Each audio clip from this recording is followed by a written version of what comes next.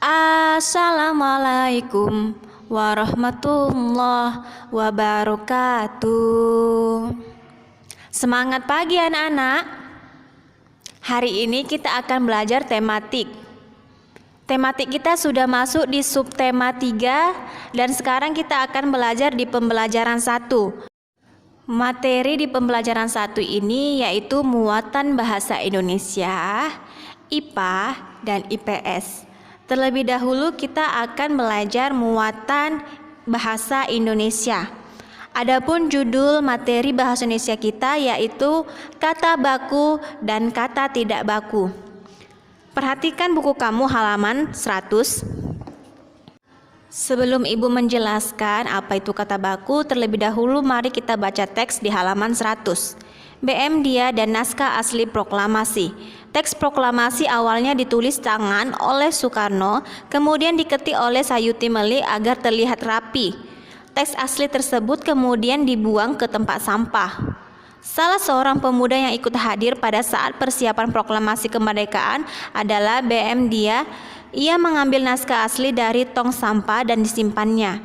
Ia menilai bahwa teks tersebut memiliki sejarah tinggi. Naskah asli yang disimpan BM Dia selama 46 tahun, 9 bulan, 19 hari kemudian dikembalikan kepada bangsa Indonesia. Dia membawa naskah asli proklamasi kemerdekaan rakyat Indonesia pada Selasa pagi 19 Mei 1992 pukul 10.30 dan menyerahkannya melalui Presiden Soeharto. Naskah itu kemudian disimpan oleh Arsip Nasional atas anjuran Soeharto. Keputusan BM Dia untuk menyimpan naskah asli sangat tepat. Seluruh bangsa Indonesia sampai sekarang dapat menikmati naskah asli proklamasi dan belajar banyak dari kejadian saat itu. Amati kata-kata yang terdapat pada bacaan tersebut. Apakah kata-kata termasuk kata baku? Tahukah kamu kata baku dan kata tidak baku? Kata baku adalah kata yang digunakan sesuai aturan atau kaidah berbahasa Indonesia yang sudah ditentukan sebelumnya. Pengertian kata baku juga merupakan kata yang penggunaannya sudah sesuai ejaan dan aturan pedoman bahasa Indonesia yang baik dan benar, yang bersumber pada Kamus Besar Bahasa Indonesia atau disingkat dengan KBBI. Selain itu, penggunaan kata baku dapat dilihat dari penggunaannya yang sudah sesuai EYD, ejaan yang sudah disempurnakan. Penggunaan kata baku ini biasanya digunakan untuk pengungkapan bahasa yang bersifat resmi dalam bentuk surat maupun naskah pidato. Nah, sekarang kita masuk ke ciri-ciri kata baku. Ciri-ciri kata baku yaitu 1.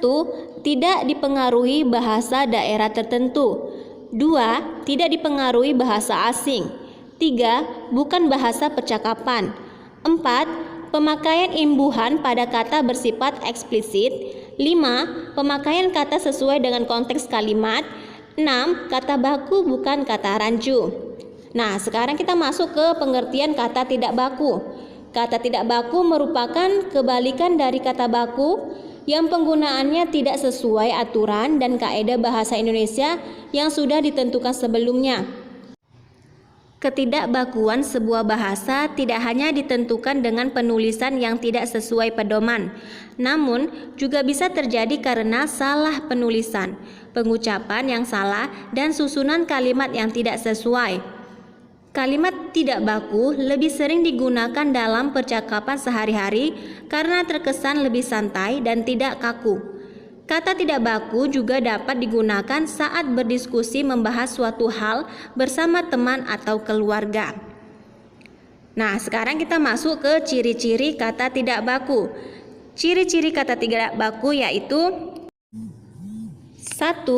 Umumnya digunakan dalam bahasa sehari-hari. 2. Dipengaruhi bahasa daerah dan bahasa asing tertentu. 3. Dipengaruhi dengan perkembangan zaman. 4. Bentuknya dapat berubah-ubah.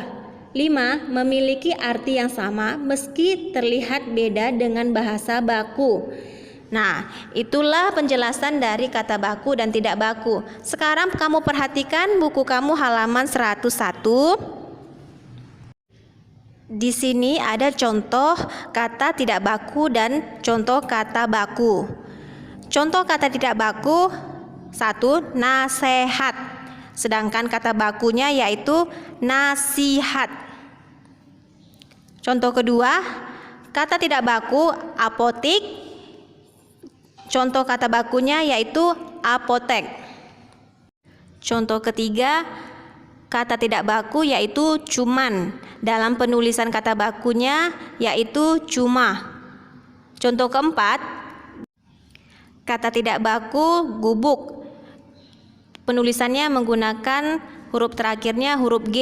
Sedangkan kata bakunya gubuk menggunakan penulisan hurufnya terakhir menggunakan huruf K.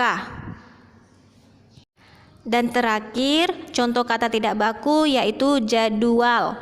Penulisan kata bakunya yaitu jadwal. Jadi dia menggunakan huruf D setelah kata ja. Nah, setelah itu kamu buka buku kamu halaman 102. Di sini ada peta pikiran. Pada pertemuan sebelumnya kita sudah membuat peta pikiran. Nah, di sini kamu berlatih kembali untuk membuat peta pikiran. Peta pikiran ini tidak perlu kamu tulis ya nak, hanya saja kamu berlatih agar lebih memahaminya. Sekarang kita akan melanjutkan materi yang kedua yaitu muatan IPA.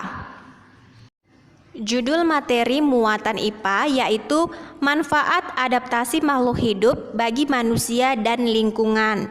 Nah, kamu perhatikan buku kamu halaman 103. Di sini ada informasi mengenai manfaat. Yang pertama, manfaat hewan bagi manusia dan lingkungan. 1. Penghasil bahan pangan.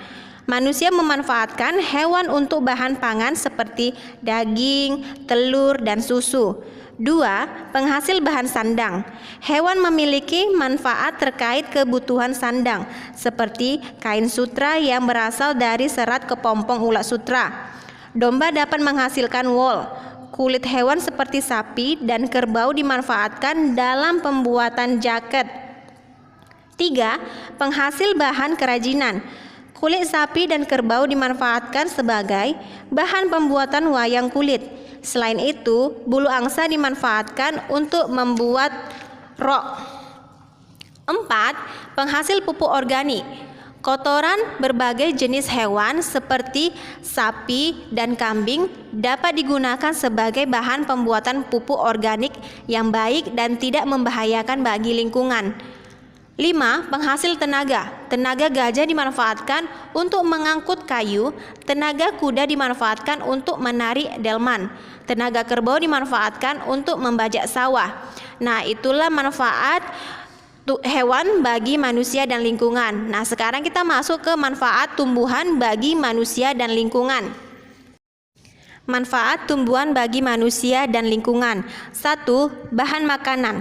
Bagian tumbuhan yang dapat digunakan untuk bahan makanan adalah batang, daun, bunga, buah, dan biji.